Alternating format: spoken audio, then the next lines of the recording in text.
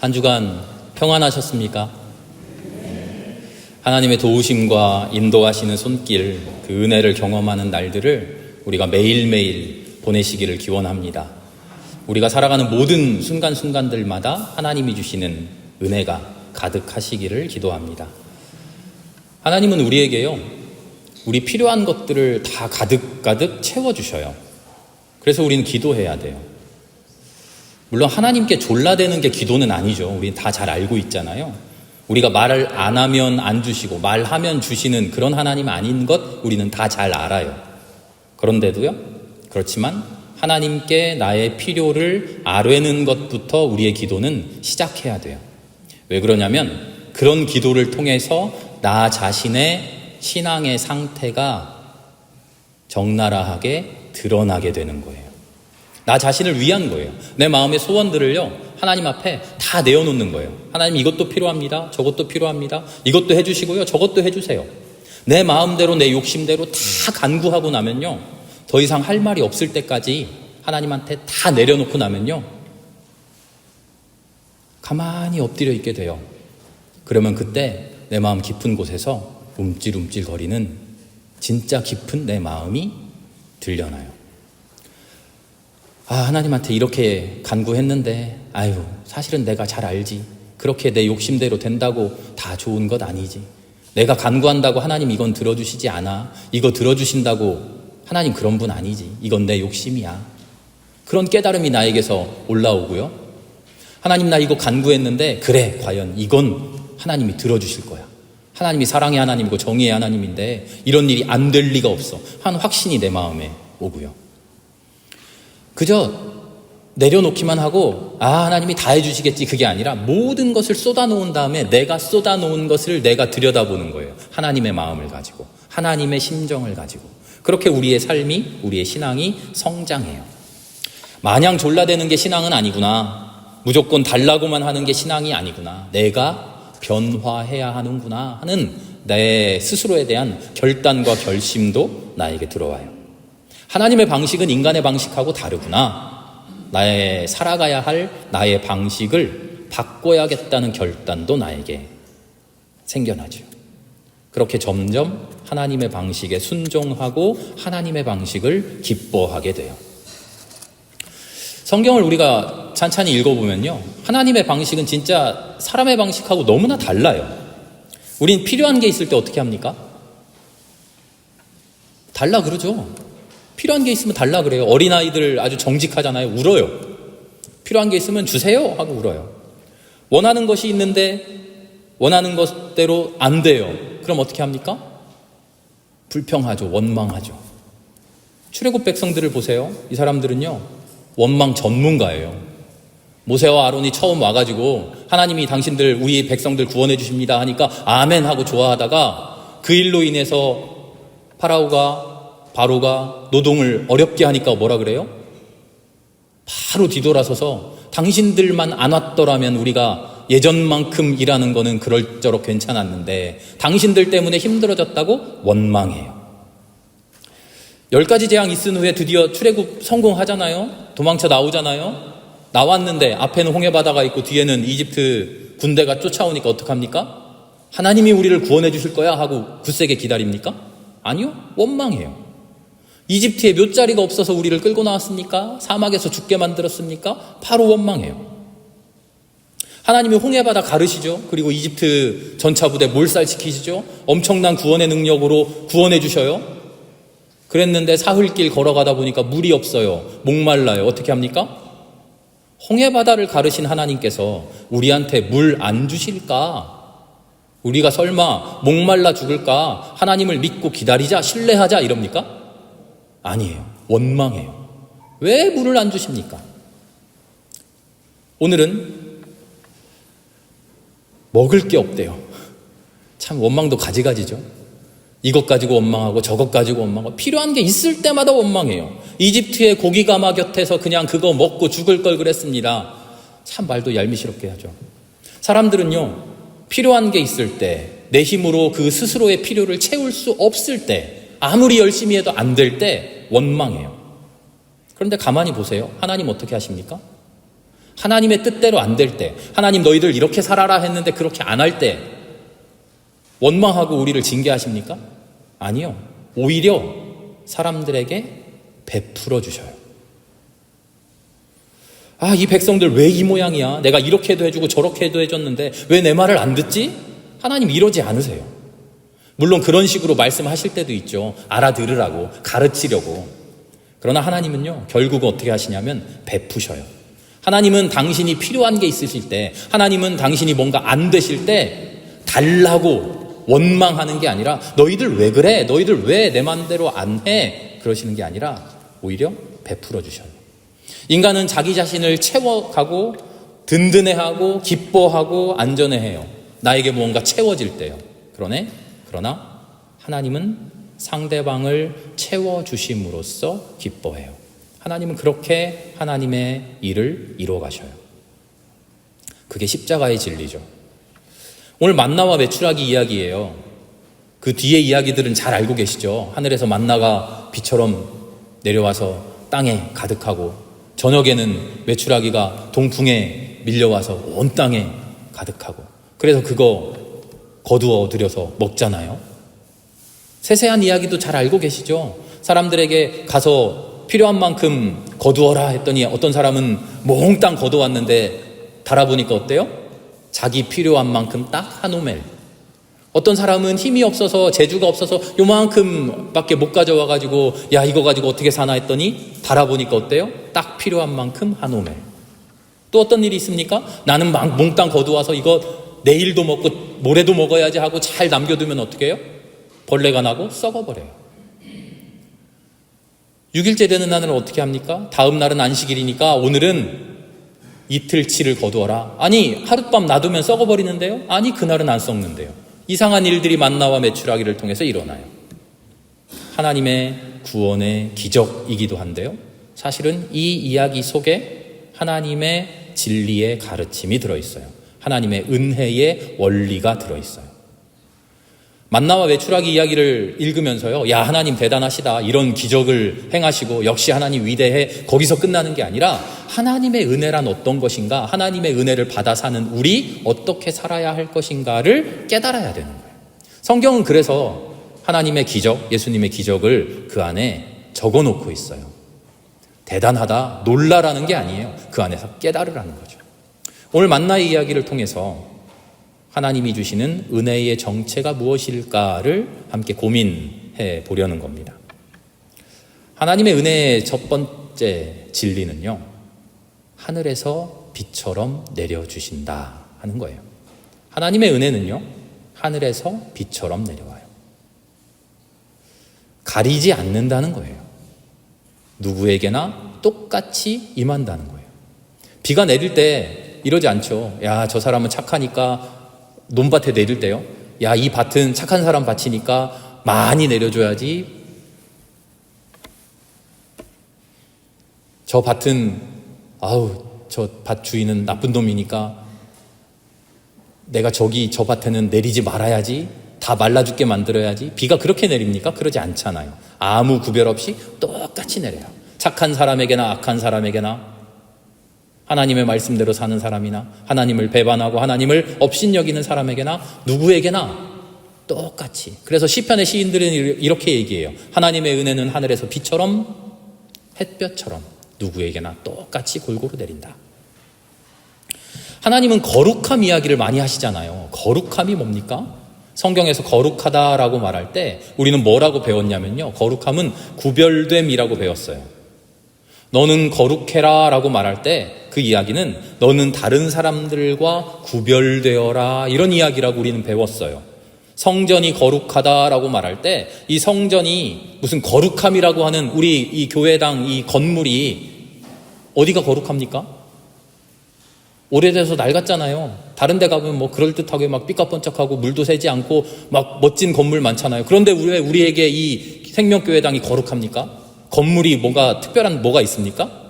아니죠. 이 건물을, 이곳을 다른 공간과 구별해서 특별하게 생각하고 특별하게 여기라는 거죠. 구분하라는 거죠. 그런데 이 구별됨은요, 스스로의 구별됨이지 남을 구별하는 게 아니에요. 다시 말씀드립니다. 너희는 거룩해라. 이 거룩함은 구별됨인데, 구별된다라고 하는 것은 나를 구별하라는 거지 상대방을 구별하라는 게 아니에요. 잘 생각해 보세요. 나를 철저하게 구별해서 내가 거룩해지는 것이지 너희들은 거룩하지 않아 라고 차별하라는 얘기가 아니에요. 나는 거룩하고 너희들은 거룩하지 않아, 이런 식의 구별됨이 아니에요. 나 자신을 철저하게 구별하지만 상대방을 구별해버리지 않는 그런 거룩함이에요. 이 성전을 거룩하게 생각하라는 것이지 다른 데는 잘못됐어, 다른 데는 부정 탔어, 그런 이야기의 거룩함이 아니에요. 레위기가 성결법전이라고 하는데요, 레위기의 이야기를 잘 읽어보면 끝도 없이 세세한 이야기들이 나오죠. 그 이야기들의 핵심이 뭡니까? 너희는 거룩해라. 거룩하도록 나를 끊임없이 돌아보라는 거예요. 거룩하도록 나의 행동을 돌아보고, 거룩하도록 나의 마음을 돌아보고, 거룩하도록 나의 물건들을 돌아보고, 거룩하도록 내가 하는 일들을 돌아보라는 거예요. 너는 거룩하지 않아. 저렇게 하면 안 돼. 누군가를 징계하고 누군가를 구별해내는, 너희들은 거룩하지 않으니까, 부정하니까 잘못됐어, 이런 거룩함에 대한 이야기들이 아니라 나를 돌아보라는 이야기, 나를 구별하라. 하나님의 은혜가 어떻다고요? 하늘에서 비처럼 내립니다. 누구에게나 똑같이 임합니다. 사람들 중에 똑똑한 사람들이 많아요. 이렇게 이야기를 하니까 이렇게 얘기해요. 누구에게나 똑같이 하나님이 은혜 주신다면 굳이 하나님 믿을 필요 있나요? 하나님 안 믿어도 은혜 다 받겠네요? 그럼 난 내 멋대로 살래요. 하나님의 은혜도 받고 내 멋대로도 살고 일석이조가 얼마나 좋아요? 일리가 있죠? 그런데요, 일리만 있어요. 그 말에도 일리는 있어, 이렇게 말하는 사람들이 있는데요, 그런 말은 착각이에요. 우리는 일리를 추구하는 사람들이 아니라 진리를 추구하는 사람이에요. 진리를 봐야 돼요. 하나님의 은혜는 누구에게나 임합니다. 그런데 그렇게 임한 은혜가 나에게 은혜로서 구별되어야 돼요. 내가 하나님이 나에게 주신 은혜를 은혜로 알고 소중하게 구별해서 살아가느냐, 아니면 이게 은혜인 줄도 모르고 거기에서 벌레가 나고 악취가 나게 살아가느냐. 오늘 만나의 이야기를 통해서 하나님은 우리에게 바로 그것을 이야기하고 계신 거예요. 하나님께서 은혜로 내려주신 것이 나에게서 과연 은혜로서 작용해야 돼요. 내가 하나님의 은혜 앞에 그 은혜에 합당한 사람으로서 나를 구별해 놔야 돼요. 그래야 하나님의 은혜와 하나님 사랑하는 내가 만나서 구원의 역사가 이루어지는 거죠. 우리의 삶을 돌아보세요. 여러분 힘들고 어려울 때, 앞길이 답답하고 캄캄할 때 하나님이 아무것도 안 주셔서 그랬나요? 기쁘고 행복할 때는 하나님이 뭔가 많이 주셔서, 뭐를 많이 받아서 그랬나요? 악한 사람들이, 못된 사람들이, 하나님 말씀대로 안 사는 사람들이, 그들도 잘 먹고 잘 살죠? 그런다고 투덜대잖아요. 그런데 생각해 보세요. 그들이 잘 먹고 잘 사는 거, 그게 진짜 하나님의 은혜입니까? 하늘에서 비처럼 내리는 것을 받아 자기의 창고에 가지고는 있는데 그게 그들에게 은혜냐는 거예요. 사기꾼이 사기를 한 건 제대로 쳤어요. 그래서 막 몇 억 벌었어요. 그걸 통장에 넣어놨어요. 기뻐해요. 그게 그 사람에게 은혜입니까? 은혜로 작용하는 물질입니까? 아니면 그게 그 사람에게 독이 되고 징벌이 될까요? 하나님이 하늘에서 은혜를 베풀어 주신다고 하는 것은요, 누구에게나 똑같이 주신다, 똑같이 받은 거 누구에게나 다 은혜가 된다, 그게 아니에요. 그걸 받은 사람이 은혜로서 사용할 수 있느냐, 그걸 받은 사람이 은혜로서 거룩하게 구별하느냐의 문제예요. 그거를 알지 못하면 우리의 마음속에 다른 생각이 생겨요. 나도 저렇게 사기를 쳐서라도는 아니지만 나도 저렇게 좀 받아봤으면 좋겠다. 그런데 아니에요. 그게 그 삶에 은혜로 작용하는지 오히려 독이 되는지 우리는 알 수 있어요. 그래서 하나님의 은혜는요, 둘째로 일용할 은혜예요. 하나님께서 만나를 주시는데 만나를 어떻게 주십니까? 땅에 가득하게 주시죠. 그리고 거두어 가라 하셔요. 요즘 택배 배달 너무 잘 되잖아요. 택배라고 생각해 보세요. 하나님이 은혜를 주시는데 박스에다가 필요한 만큼 딱 담아가지고 재훈이 거 해가지고 딱 주시고 철수 거, 영희 거 해서 주시면 되는데 문 앞까지 책임 배송 끝까지 딱 하시면 되는데 여기까지만 갖다 놓으시고 여기서부터는 니들이 알아서 가져가 이러시는 거예요. 왜? 하나님도 힘드셔서요? 배달할 게 너무 많으니까? 아니에요. 이유가 있겠죠. 무슨 이유입니까? 알아서 가져가라는 거예요. 일용할 만큼 너희가 가져가라는 거예요. 일용할 만큼 주시면 될 텐데, 딱 포장 잘 해가지고 일용할 만큼 주시면 될 텐데 왜 일용할 만큼 가져가라 하실까요? 이상하지 않아요? 하나님 전능하신 하나님인데 끝까지 전능하게 모든 걸 다 하시지. 장막 앞에다가, 각자의 장막 앞에다가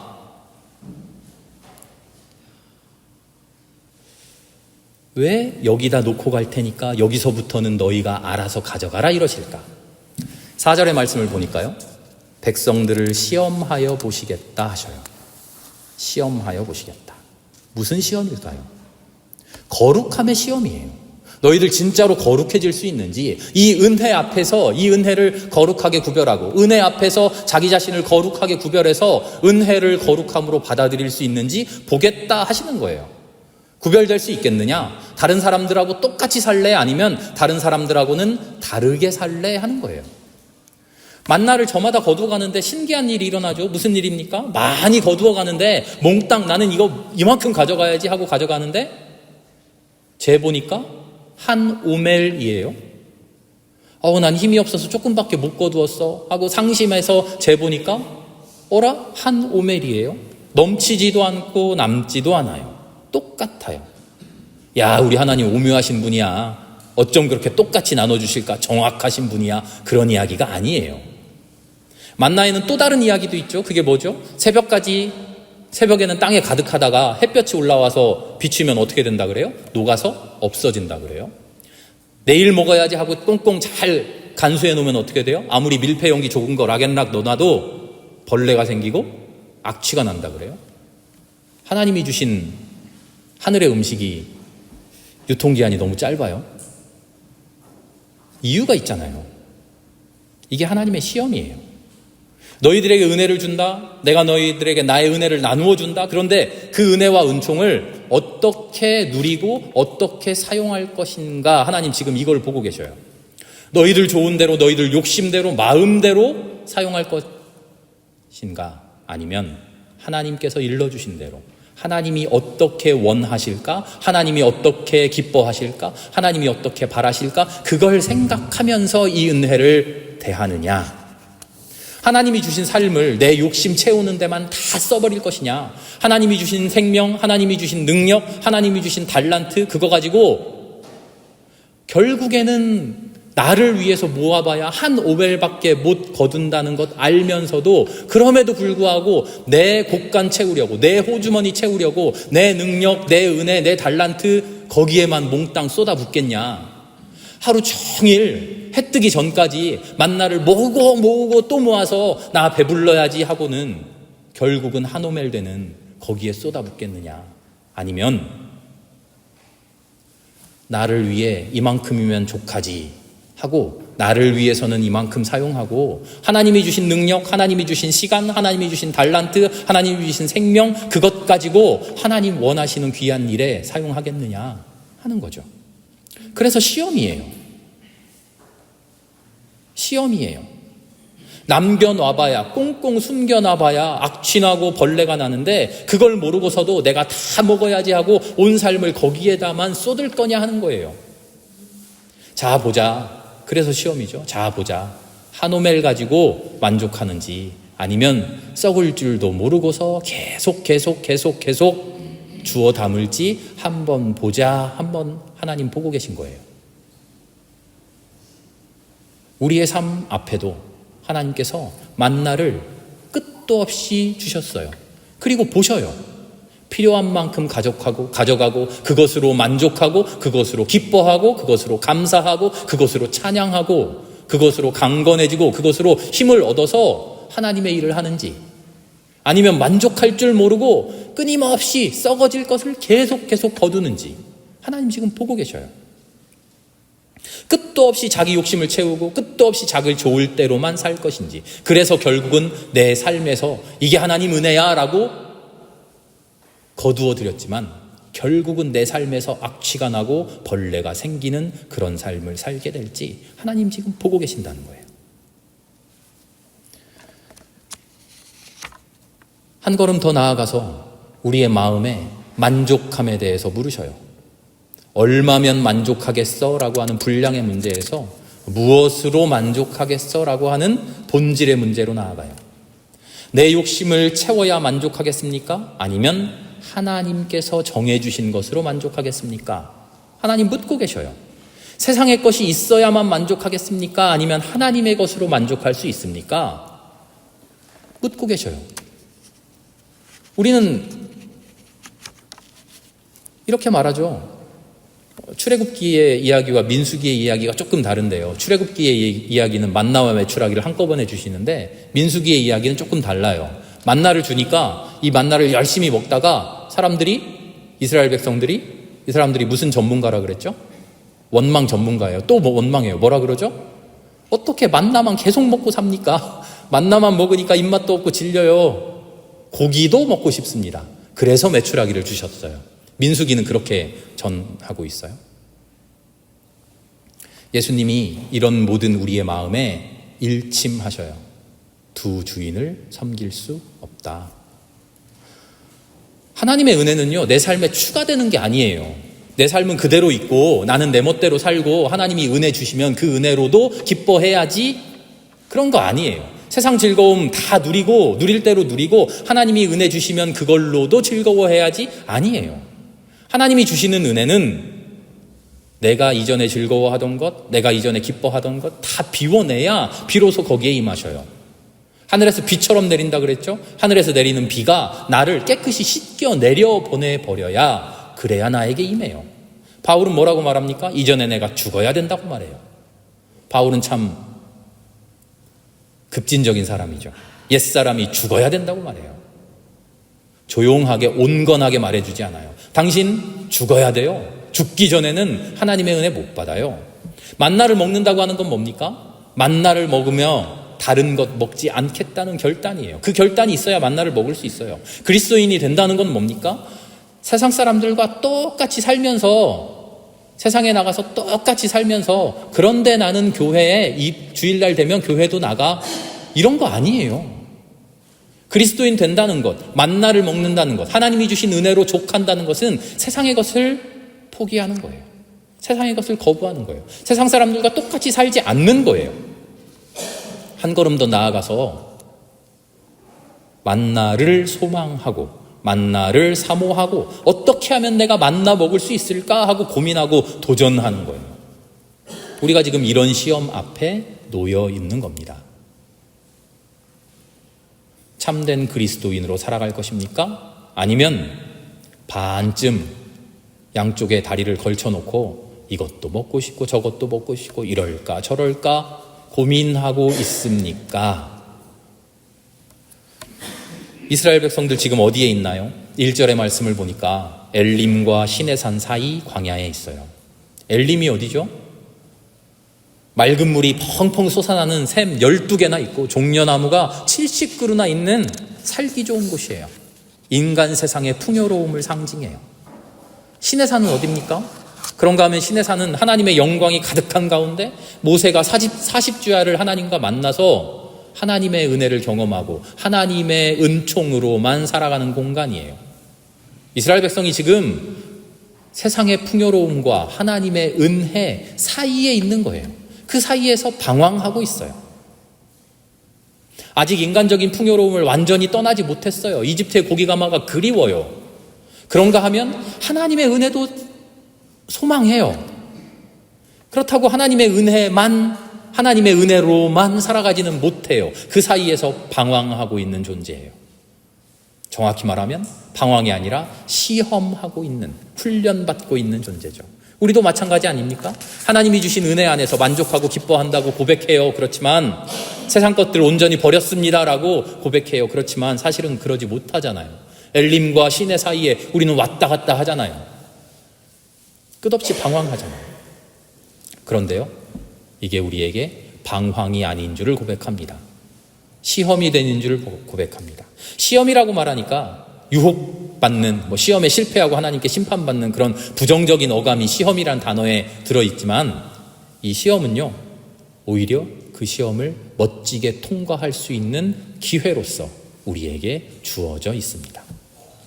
나를 온전히 구별해서 거룩해지는 가능성, 하나님 앞에 내가 온전히 구별되어지는, 하나님 앞에 나는 하나님을 선택하겠습니다. 나는 만나를 선택하겠습니다. 나에게 주어주신 한 오멜로 만족하겠습니다. 하나님이 주신 그 삶을 하나님 기뻐하시는 곳에 살아보겠습니다. 나를 위해서 쟁여놓고 나를 위해서 간수하다가 악취나고 벌레나는 그런 삶을 살지 않겠습니다. 하나님 앞으로 어떻게 살아가야 할까요? 나를 인도해 주세요라고 하나님을 붙드는 바로 그런 결단 앞에 우리는 서 있는 겁니다. 엘림과 신의 사이. 여러분 지금 엘림과 신의 사이에 있습니다. 나의 힘으로 결정하는 것 아닙니다. 기도하면, 하나님께 엎드려지면 하나님은 우리의 삶을 온전히 시내로 인도해 주실 것입니다. 그곳에서 하나님 만나고 하나님의 자녀 되어서 하나님이 주신 것으로 기뻐하고 하나님이 주신 것으로 만족하고 하나님이 새롭게 열어주실 새 삶을 향하여 담대하게 살아가는 저와 여러분 될 수 있기를 축원합니다. 함께 기도하겠습니다.